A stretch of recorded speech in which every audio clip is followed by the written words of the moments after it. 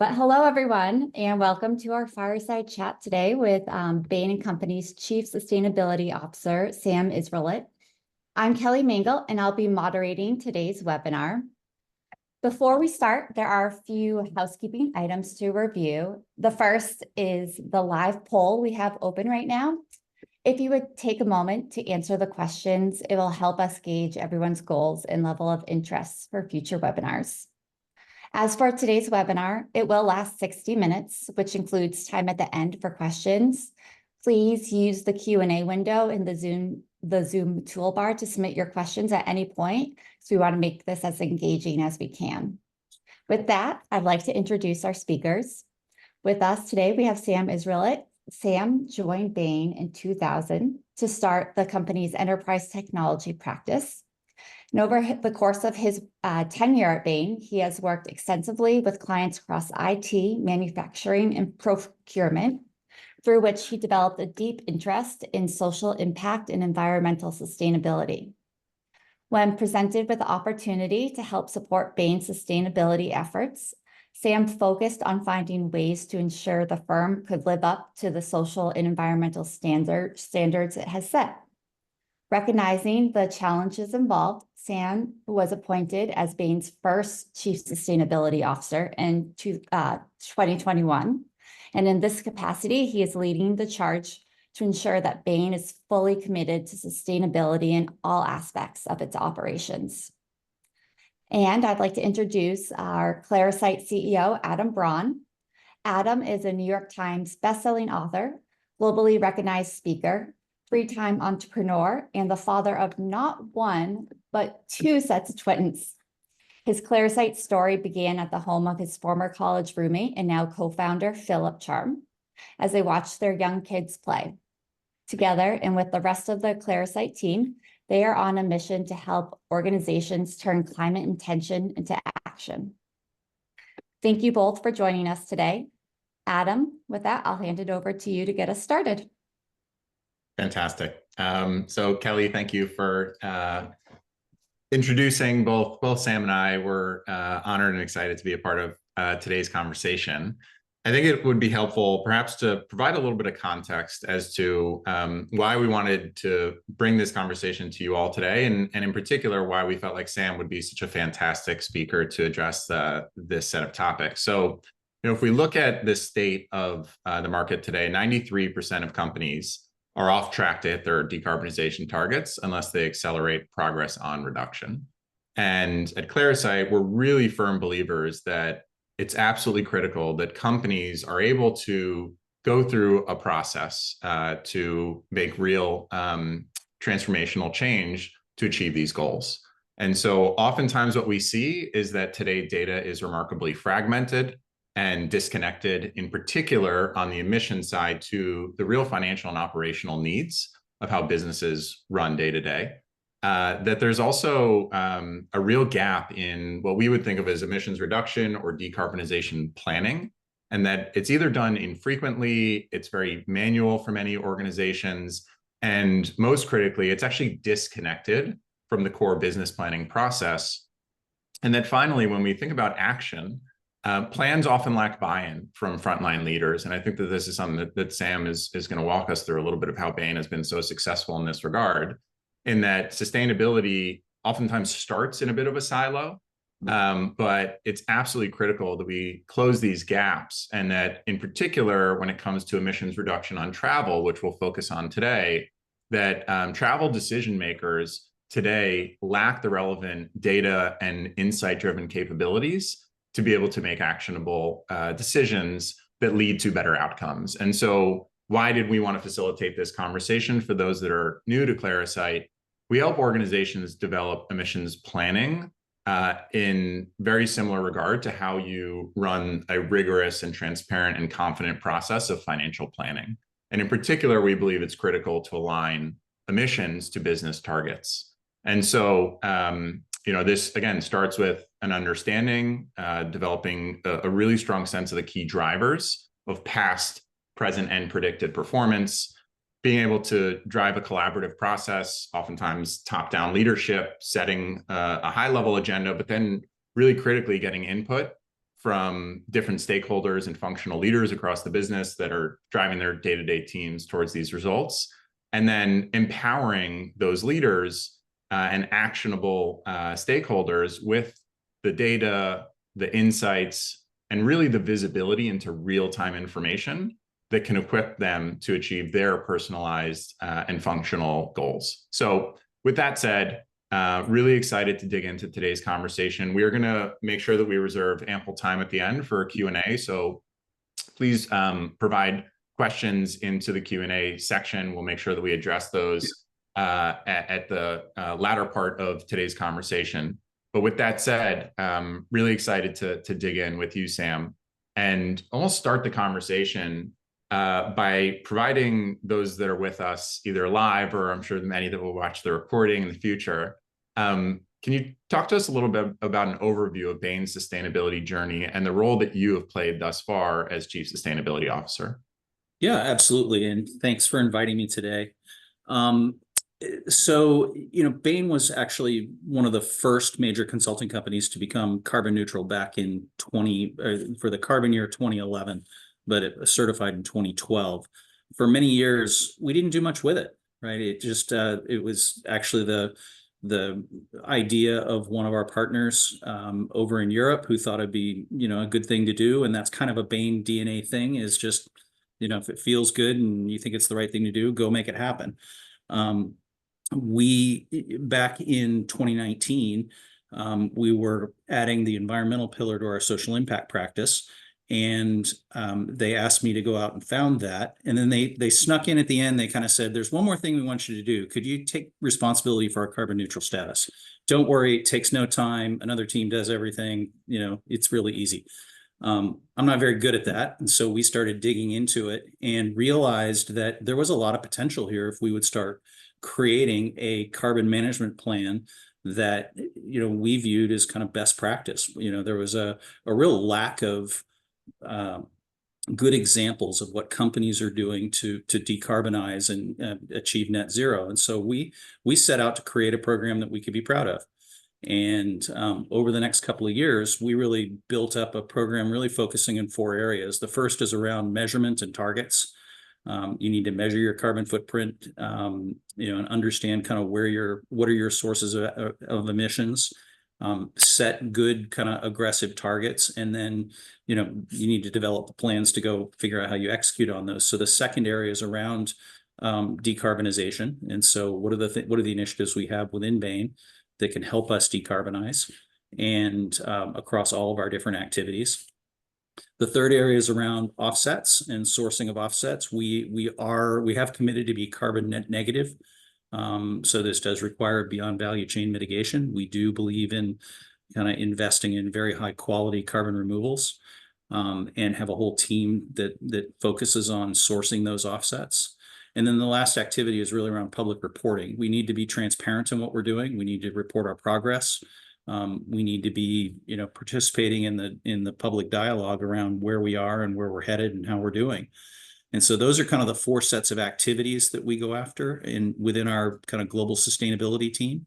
And it's been a great journey so far. Fantastic.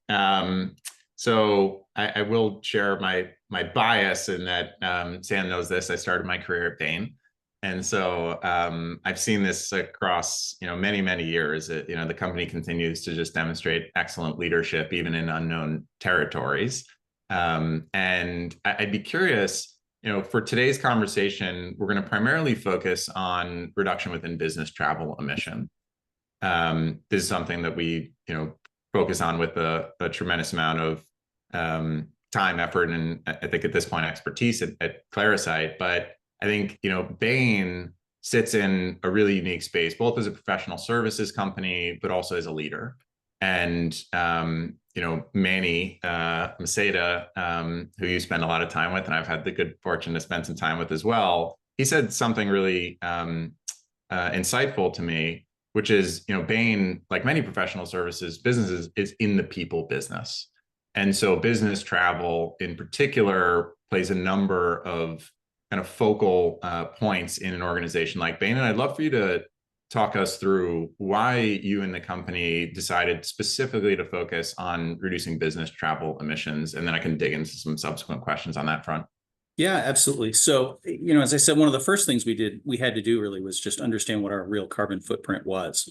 And so we invested a bunch of time in going out and kind of gathering up all the activities that Bain does throughout the year and figuring out just what did our carbon footprint look like. As you said in your opening kind of slide, one of the biggest challenges is data is super fragmented. So this was a huge task for us to kind of get this put together.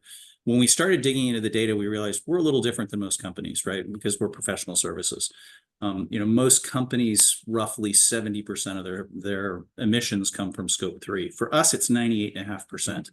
So we have very, very small scope 1 and 2 footprint because it's really just office buildings. And when we started digging into that data, what we realized is business travel accounted at the time for about 70% of our scope 3 emissions. So it was our largest category of emissions.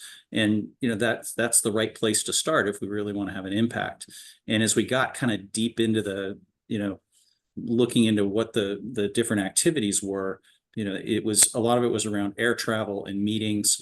We discovered some really amazing or, kind of fascinating facts. First, as we dug into it, we discovered that about half of our travel was actually internal.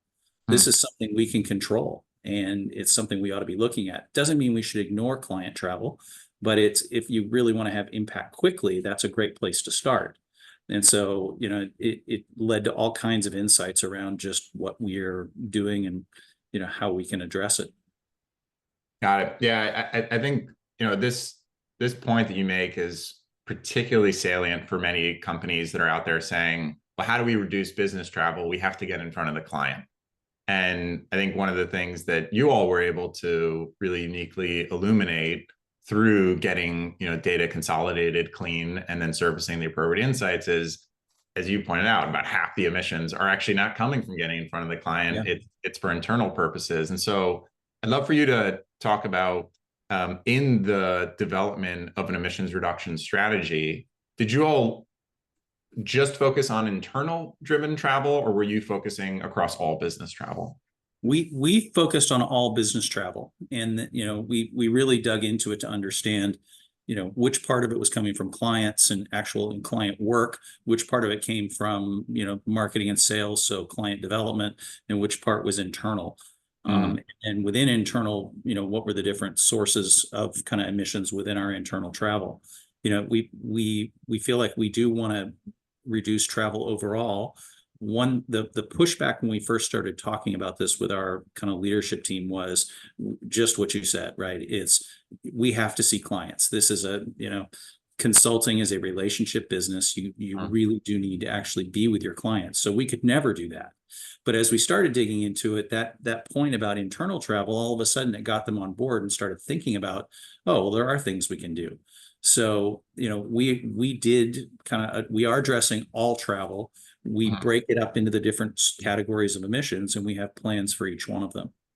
Got it. So you talk about having plans, right? And I'd love to unpack a little bit of the process of developing your plan. So can you take us through who was involved and what were the various steps that you took, and even a little bit of the associated timelines, as we have a lot of professionals with us today that are, either thinking about embarking on a similar journey or at some point in the midst of that journey? Yeah, so that, I have a small core team within Bain's global sustainability function that is responsible for kind of measuring the footprint. When we started this, as I said, we had to go gather the data.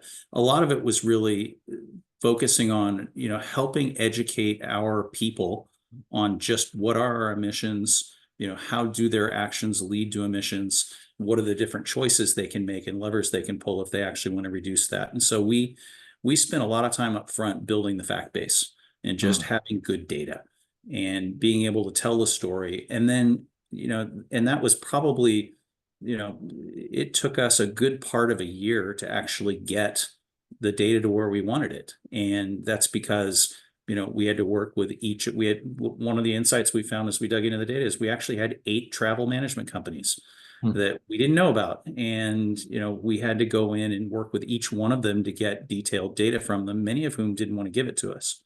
And so, building that up took a lot of time, and getting the data centralized and structured in a way that we could actually have one version of the truth that we could use with everybody was a really important foundational step for us.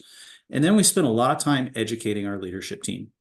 And part of the reason we started there is, I think our experience at Bain is that the sustainability team should never own any decarbonization initiative, right? It has to be driven from the front line, and it has to be sponsored top down. So you really have to work top down and bottom up.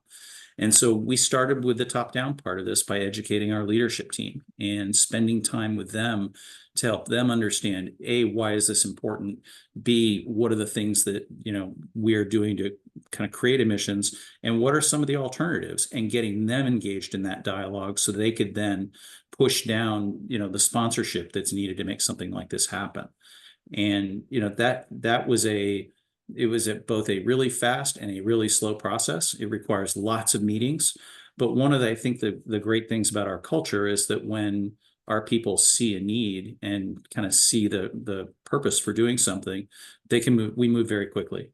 And so, our leadership team pretty quickly got on board with, we need to do something here. It's important to our clients. It's important to our people. And so they got behind it and said, go forward. And then there was a big process of really engaging people in the different functions to talk about their specific activities that create emissions. And so, for example, recruiting, having to work with the recruiting team to understand what are the emissions that come from our recruiting functions. What are the different levers we can pull, engaging them to design a plan to say, if we wanted to reduce this, how would you do it? And really letting them own those plans. And that the global sustainability team, we really provided the framework, the templates for how you would do some of these things, some of the data and the tools, but the plans themselves had to be built bottom up by each of the people in the different functions. Yeah, I think it's a great point. What we often see is there's this tension inside the business where sustainability is bringing forth data, sustainability is involved in setting goals, but to the point that you just articulated, it really needs to be driven by the frontline functional leadership. And the example you just provided, recruiting needs to figure out how they can do recruiting in a lower emission intensity world. It's sustainability that's going to surface some of the opportunity, but it's really about that collaborative partnership. And I'd love to hear a little bit about how Bain successfully integrated emissions reduction planning into its traditional business planning processes. Sure. I mean, going back a couple of years ago, we were talking about how we could drive kind of make progress on our different decarbonization initiatives. And one of the things that, we started talking about was we're very good at kind of creating financial budgets. We do that every year. Each practice does a budget, each function does a budget, the company does a budget. Why can't we also at the same time do a carbon budget?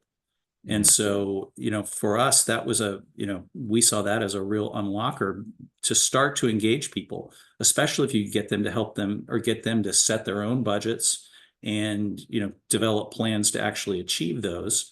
And so we set out to put in a carbon budgeting process, and it is closely integrated with our financial planning process in that when, the different leadership teams around the firm receive their financial budgeting package in, usually in August, they also receive a carbon budget template in there that ties to the financial budget.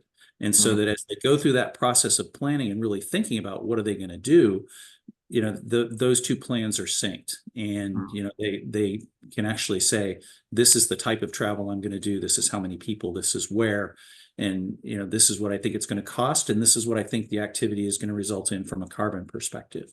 And so integrating those two together, the first year it was a little bit of extra effort, but then when we did it the next year, it actually was pretty seamless because people had been through the process, they could adjust their plans up and down. So that was really a big kind of unlocker for us. And I think the impact of it was pretty significant even in the first year, because by asking people to go through developing their carbon budgets at the same time, getting to think about, the activities that were creating emissions, it really got them to say, well, here's how we could actually reduce this. And Mhm. so a lot of those budgets came in already with, reductions built into them. It ended up netting almost 35% reduction in our internal travel just Wow. from going through that process. Wow. And so it sounds like the marrying of the two together has been really helpful in decision making in terms of kind of different functional leaders thinking through what are the plans ahead, and then how do I achieve both a financial and an emissions set of targets. Yeah, absolutely. Because, if you think about it, the cost targets and carbon targets need to be synchronized, right? They need to align. Yeah. And so I can't be telling people, go cut your carbon, but hey, you've got all kinds of costs that you can go spend. You've got a Yeah. big budget for travel. Yeah. They need to align. And so, we were able to do that. Got it. Got it. Can you speak a little bit about the role of sustainable aviation fuel and other compensation mechanisms, and how they fit into your strategy? Yeah. And so as I mentioned, our business is a relationship business. We are never not going to travel to meet with clients because that's such an important interaction when you're asking them to, drive a major change program or do something new with a strategy. And so, the challenge then becomes, how do you travel more effectively and more efficiently? One of the solutions for us we believe, is sustainable aviation fuel. And so we got involved with the First Movers Coalition at the World Economic Forum back a few years ago, and where we made a commitment to basically create or add our demand into a demand aggregation group for sustainable aviation fuel. And so we do view this as one of the levers. Sustainable aviation fuel is still, even though we've been talking about it for a number of years, it's still pretty new. And the technology is still developing. It's expensive. It does need to come down the cost curve. And the way that happens is by having companies actually go out and make investments in SAF, so that the suppliers see that there's a need for it and will continue to invest and evolve technology so we can bring the price down. If you look at the aviation sector, SAF is going to clearly have to play a part of play a key part in decarbonization in aviation. It's something that, the industry acknowledges and is working on. We made our first investment in SAF last year. We used it to cover all of our North American recruiting flights. And we'll continue to make kind of investments. We're in discussions with another one of the suppliers for this year. Got it. I'd love just to hear a little bit about, given the depth of process and progress that's been made internally, how are you applying what you've learned, what you've experienced on the internal side, to the engagements with clients as a way to extend the value delivered? Yeah, absolutely. So, I mean, we're learning a lot about what it takes to run a program like this. So, for example, I mentioned carbon budgeting. I think we've been able to implement it and have people follow it. Other clients want to do the same thing. And so part of what we do is, take the lessons we're learning by working on ourselves and kind of socializing those with clients and using them to let our teams actually go out and help clients do this as well. This is a part of a much broader strategy for us. ESG is a very critical kind of issue that many companies are trying to address right now. And so we've made a commitment that we're going to upskill 100% of our people on ESG capabilities so that they can actually go out and help clients with this in everything they do. And so we play a small part in providing, here's our experience. There's a much broader education and kind of toolkit out there that we use to help clients with it. And this needs to be part of it. So I'd love to pivot a little bit and talk about getting stakeholder buy-in, because I speak to leaders in sustainability every single day. And one of the things that we hear really frequently is both challenges and successes, depending on the organization, the moment in the year, the context.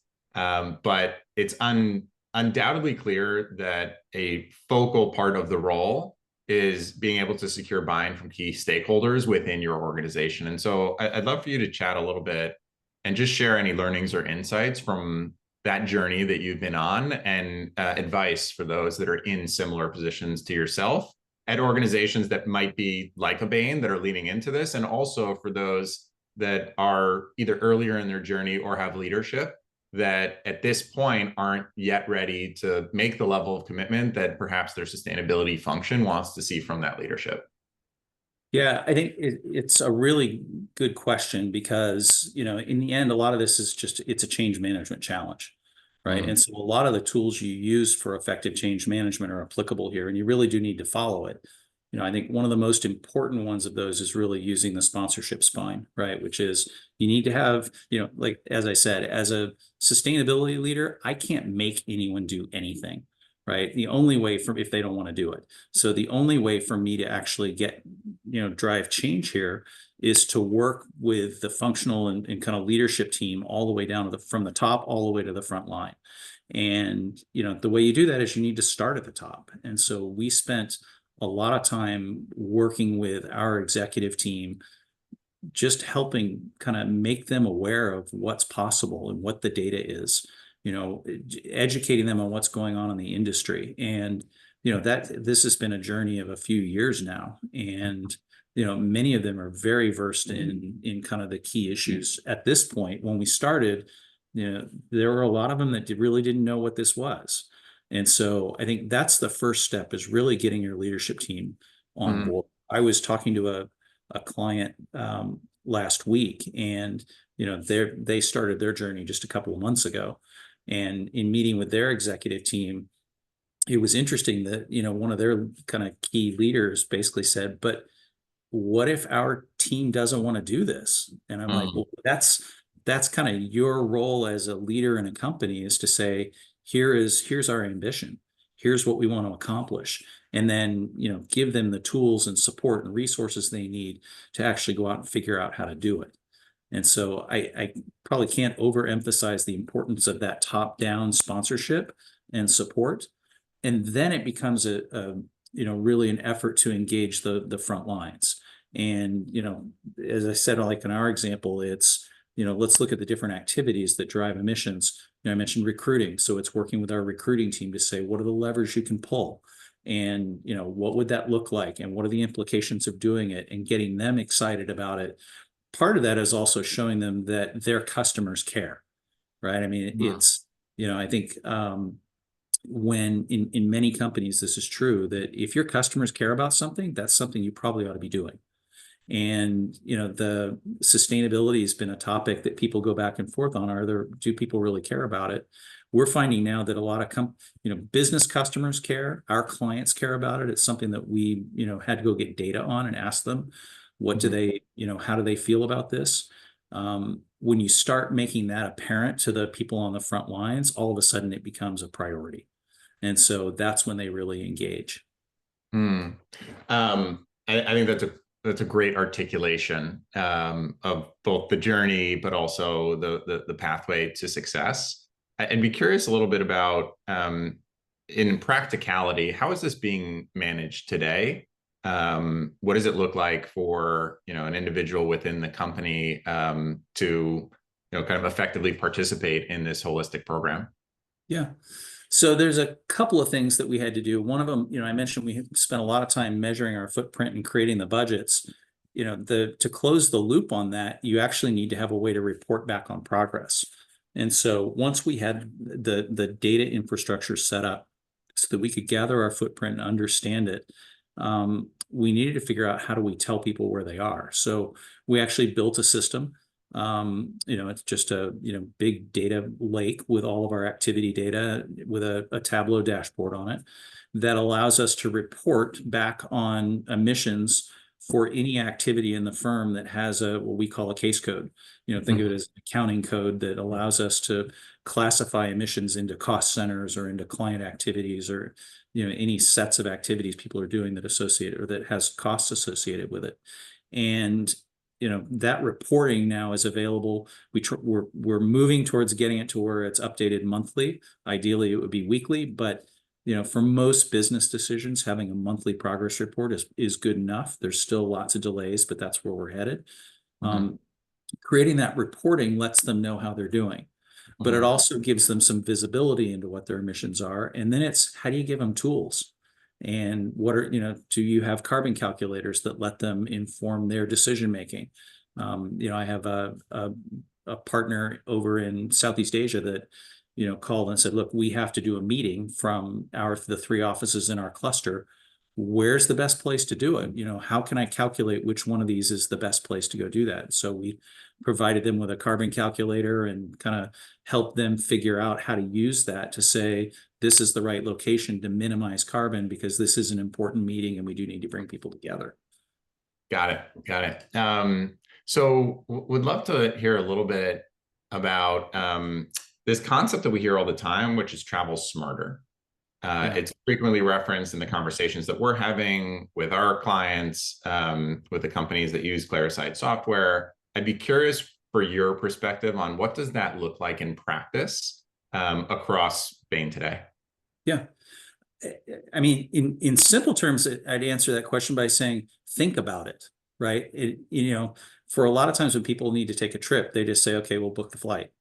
And, what we're trying to do is add a little bit more kind of process there where when you have to take a flight or you need to make a trip, you actually think about the implications of that and how you might do it more efficiently. So for us, travel smarter means, first off, if you're having a big meeting, do you have the right attendees? In a lot of companies, these big meetings, there's a whole bunch of people that show up that really don't need to be there.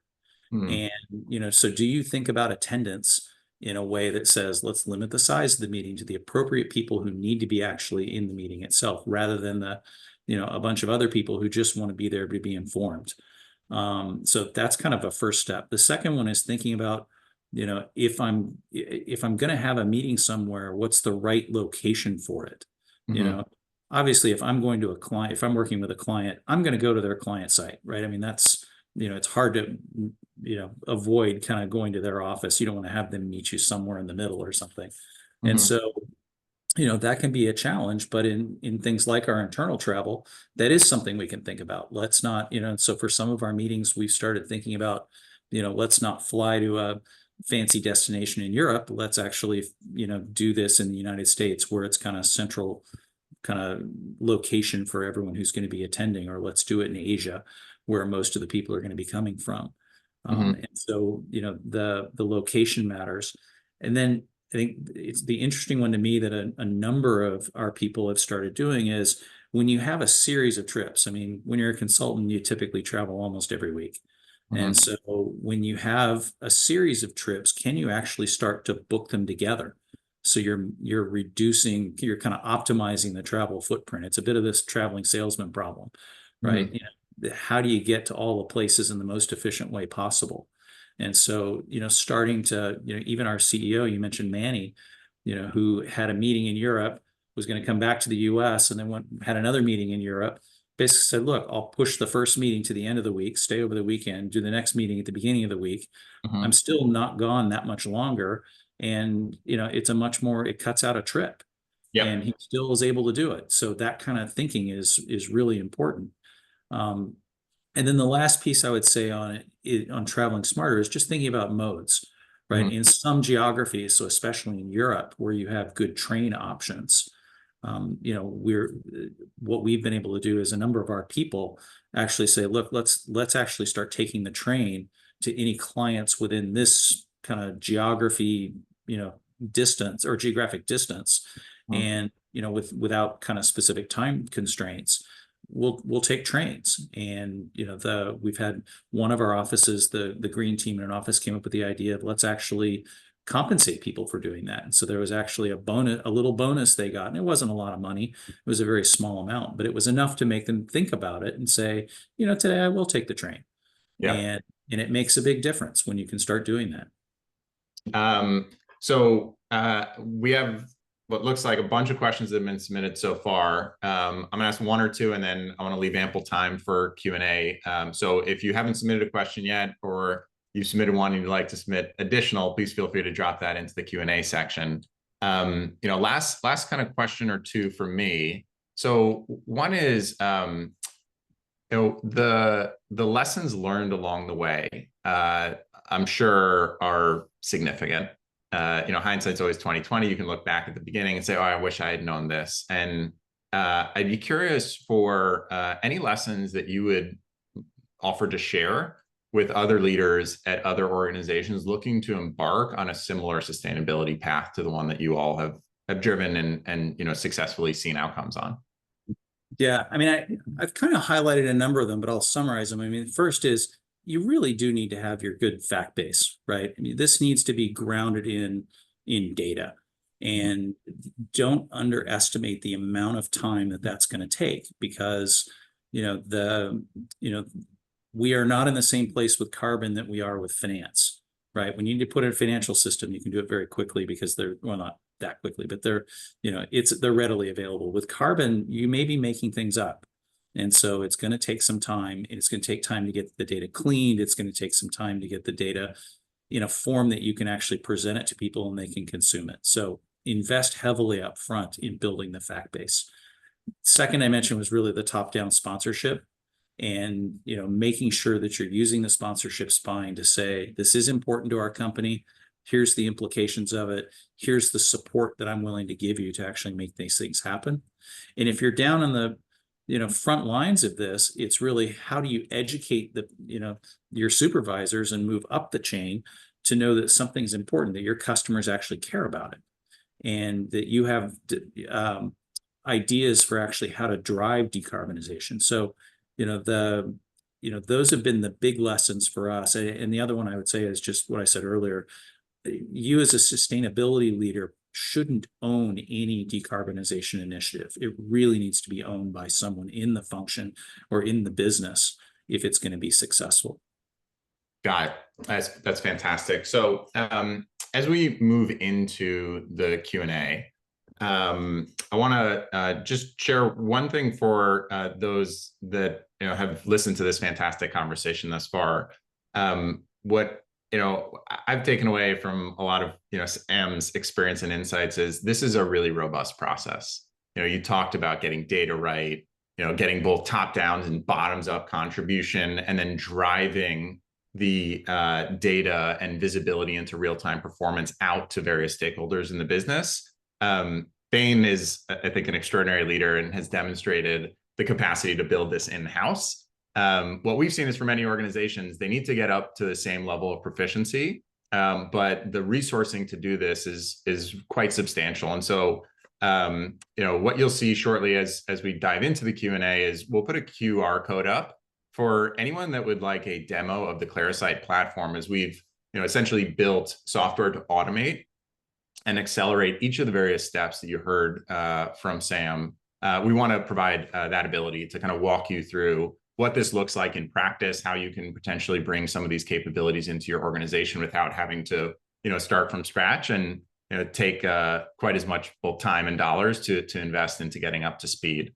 So with that said, if we jump over to our Q&A slide, so we'll start with what looks like 17 questions submitted so far. So why don't we dig into one that's started here, which is, did Bain conduct any analysis to show that most of the time the more sustainable option is the cost-efficient option? So you talked a little bit about marrying costs and emissions together as part of a shared process. Would love to get any learnings or perspectives or even data that you shared out with others when it came to some of those potential trade-offs or alignment. Yeah, it's a great question, and actually something we see not just on our own journey, but also in our work with clients, that coming up with a lower carbon alternative for a product or service is actually, or a set of activities, actually does cost less money. And sometimes that can be 20-25% lower cost on some kind of major things. And so I think it is important to do both of those. It's interesting, as we looked at some of the travel initiatives we have, what we were finding is actually if you think about the cost to support, again, I'll take the recruiting functions, or actually the training function, which is one of our biggest drivers of internal travel, is training. because we fly people all over the world to global training courses. And one of the things we realized is that by being smarter about how we do global training, we can actually reduce costs of that training as well, because now we're just being more efficient. And in that efficiency is a payback. And that actually creates incentive for people in the lines, because now they've reduced the costs of their particular functional budget, which is great. And they're, considered to be kind of, that's a huge value add for the firm. At the same time, they're doing it low carbon. So it absolutely is true. We've also seen it when you start looking in some clients where, they start looking at things like circularity. They're saying, how can we come up with a more circular product or set of products and services? What they discover is they can actually, create a more compelling product for their customers at a lower cost than they would have done kind of through the traditional route. So it's absolutely a key part of this. Got it. Next question is, what has the role of the travel manager been in this journey? So you share the perspective from the seat of sustainability. I know there's oftentimes a critical partnership with travel leadership. So I would love to hear a little bit about the role that they've played. Yeah, absolutely. Our travel manager has been intimately involved in the process from the beginning. She was one of the first people that we actually went and engaged. And there's a number of reasons for that. One, they're the ones that have the relationship with the travel management companies. And, they're the ones involved in the negotiations with the different, hotel chains, airlines, everyone else. And so we really needed her to be on board to understand where we were headed. Again, as I said, a lot of this is education at the beginning. And so really educating her on what we were trying to do and why it was important, getting her inputs on what it's going to take to be successful. I'm not a travel manager, so, I can come up with all kinds of crazy harebrained ideas, but most of them, aren't going to work because I don't understand the industry. So having her in there to say, here's what it takes to actually get this done in, this set of companies, it was invaluable to us making progress. And so she's been a very intimate partner throughout the whole journey. Yeah, I know we have a fair number of travel leaders that have signed up to participate in the webinar. So really, really helpful. I love this question. Did you try anything that did not work? Always important to learn from, both our shortcomings as well as our successes. Yeah, absolutely. I mean, this is not perfect. One of the things we thought would work well and decided to do a pilot on was engaging kind of our teams directly in their, making decisions around travel with clients. And so we did run a pilot in one of our offices where we basically gave the tools to the team that they needed to start to understand what could they do to have a lower kind of carbon footprint for the work they were doing on their projects. And it absolutely wasn't a failure. What we discovered was that they were very excited about it and got engaged.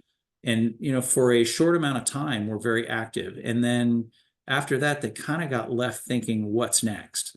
And we've kind of done that already and just lost. We had thought this was going to be something that really unlocked kind of an ongoing thing. It ended up being something that got people interested and motivated, but then they kind of fell out of it. And so, it just didn't have the impact we had hoped. Mm-hmm. And so it absolutely was the right thing to do. And it was a great pilot. We learned a ton, but it helped us really think about what else we can do to kind of engage people. So one question here, I think this is probably professional services specific, but how are you managing emissions of external travel, especially in situations where the client is paying for your employees' travel? So one of the things, I mentioned that we built I guess let me back up. So our clients are starting to really care about this, right? And so about emissions. What is interesting is over the past, in the past 12 months, we've seen more than a 50% increase in the number of clients who are coming to us and asking specifically for, what is your sustainability program? Can you provide transparent data on what your emissions are related to us? And so our clients this has become a really important topic to them. So, I think one of the things that we've done, I mentioned we can do the carbon reporting internally. if you have a case code, well, now we can actually do carbon reporting for clients. And so where, in most professional services firms, you send an invoice to a client every month, we can now actually send a carbon activity statement to any client on a monthly basis and say, these were the emissions associated with the work we did with you over the past month, and we can do that on an ongoing basis. And so, to me, that's a really big kind of next step in helping clients do it. And frankly, we have clients that are coming to us starting to, set targets around our emissions with them. There are a number of clients. I was on the phone with a client a couple of months ago that said, we want you to cut your emissions on your work with us by 50% over the next 2 years. How do we do that? And so really partnering with them about it, they play a role in the decisions as well. So, having an explicit conversation with a client about what is our model going to be for in-person interaction is something that will help to kind of manage that, because then you're being deliberate about what you're doing. And, it creates a plan that you both agree to. It may be that you have to travel a lot. This could be a really intense merger integration where the team needs to be together every week. That's okay. Let's understand that and measure it. It could be something that, we need to get together once a month and the rest of it will be virtual. And so it's just being explicit about it with clients. Clients pay for our travel, but they don't pay for our emissions. And so we do believe in offsetting our emissions. And so, we pay for that out of our kind of operating budget. And so, that's how we really deal with it. Some clients have said they'd be willing to pay for, use of sustainable aviation fuel or for offsets, but the majority of them just expect it. This is the way business should be done. Got it. So Charlie asked, I don't know if you have this data, but what percentage of Bain's reductions were accomplished via decarbonization versus offsets? Yeah, so I'll talk about scope 3 in particular, because that's the majority of what we do. If you look back since our baseline, because we have a science-based target in the short term to reduce business travel emissions intensity by 35% by 2030. And that, we also have a long-term net zero target that is currently being evaluated by SBTi that will not use offsets. And so we've actually reduced business travel emissions intensity by almost 50% since 2019. Some of that is due to the pandemic and travel just hasn't bounced back, but a lot of it is just by making smarter choices and being thoughtful about what we're doing and driving some of these initiatives. And then the rest of it we offset. And so, we do believe beyond value chain mitigation is an important part of this. Offsets. I like the phrase that I'd heard from one of the groups I'm a part of that said, offsets are last but not later. And so we do invest right now to be carbon net negative, and have put in a very kind of thorough, detailed process for how we source those. And we only buy carbon removals and use those to actually offset kind of the remainder. But the first priority is go get as far as you can on reducing your footprint, and then use beyond value chain mitigation for the remainder, because you need to support that as well. So Natasha asks almost like a multi-part question here, but I'll just read it through. So she shared that she's interested in the carrot versus stick approach to business travel. So apart from policies, how do you encourage sustainable travel, recognizing that's a little bit more of the stick? For example, she says some employees believe they have earned the opportunity to travel almost as a perk, and some feel it's an essential way to do business. Others may say flying economy doesn't work with important meetings to go to, so there's lots of internal battles. She's interested to hear your thoughts on how you might incentivize or communicate these various approaches with employees. She's raising a great point, and one that, like I said, I can't make anyone fly coach, right? I mean, that's we have policies around that, and there are certain kind of restrictions on what people can and can't do when flying for clients. If they want to kind of do something on their own, they can do it. And I can't say no, because I don't have the decision rights. So, I think a lot of this comes from, I sound a little bit like a broken record. It's giving people the data and, making people aware of what's going on and what's important. Helping a team understand this is your carbon emit. This is what we're aspirationally trying to do, getting their engagement on why that's important, right? And what we should do. And then really helping them understand how their decisions affect that. There's no easy answer to I need to travel every week in first class or business class to go meet with this particular client. But if you can engage people, at kind of the data level and get them to understand why something's important, they'll at least start to make better decisions. The other thing is this is not going to happen overnight, right? You have to educate people and let people come to that realization a little bit on their own. That doesn't mean you can't seed it with things like there are certain policies you've set, enforcing your policies. Right? I mean, we found that was true in Europe where, we had a number of offices that can actually do travel by train, and we had a policy around that, but no, people really weren't following it. And so, we basically came back, our leadership team there in Europe said, we are going to start following this, and they're tracking it, and they will ask you about it. If you actually, don't follow the policy, they're going to ask you why. And so, those are the kinds of things you can do it's probably more the stick side of it. From the carrot side of it is, helping, it's a little bit softer than kind of just monetary, here's what you can do, right? Because that gets expensive. And so can you actually celebrate people? What are you doing to actually promote the great things that the teams are doing around the world? And so, we actually, publish newsletters where, people we tell stories about teams and offices that are doing really cool things. We have global green teams and, celebrating the green teams and the work they're doing and kind of, talking about them publicly, within Bain is something that kind of makes people feel good. They're proud to be part of it. And so you have to kind of think about those places to acknowledge what people are doing in a positive way and kind of reinforcing that behavior if you actually want to make the change happen, from the ground up. So Scott asked a number of questions. I'll try and consolidate a few of them here. So first one is, did Bain look at the different reasons for client-facing travel and break that out as part of the identification of insights or opportunities within the data? Another question is, are clients asking for or giving Bain a carbon budget on cases at this point?